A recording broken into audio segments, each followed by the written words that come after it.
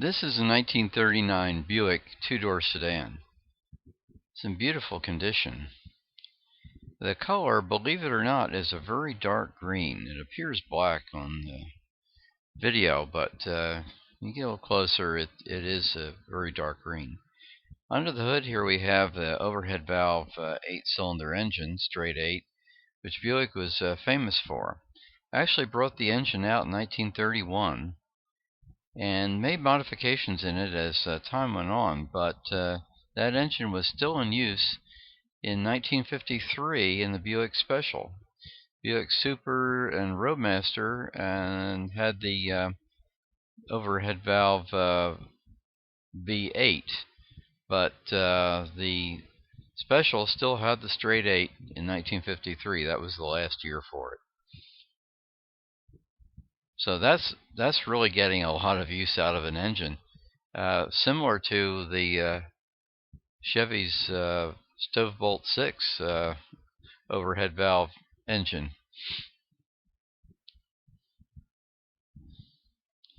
Beautiful wide white walls and hubcaps and wheel trim rings.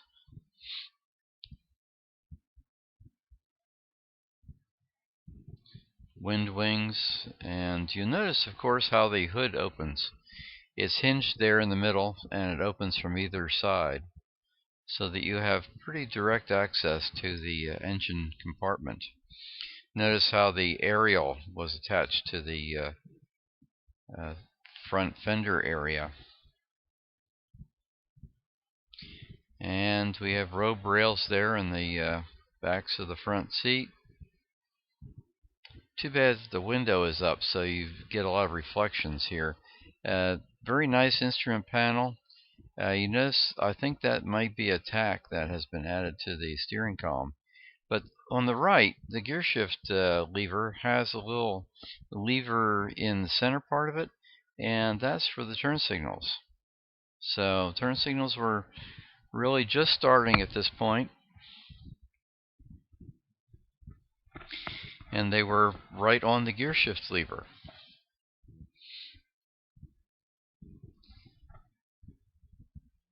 And there you see the door for the gas filler tube. The bumpers look very nice.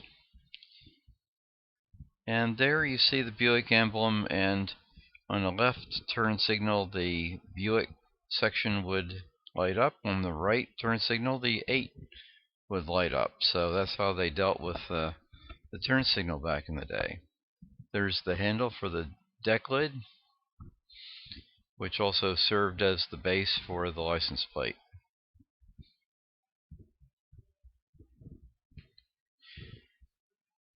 Of course, this car still had running boards, but it was the beginning of the end for running boards. They soon would be concealed, modified just under the edge of the door, and soon would disappear altogether.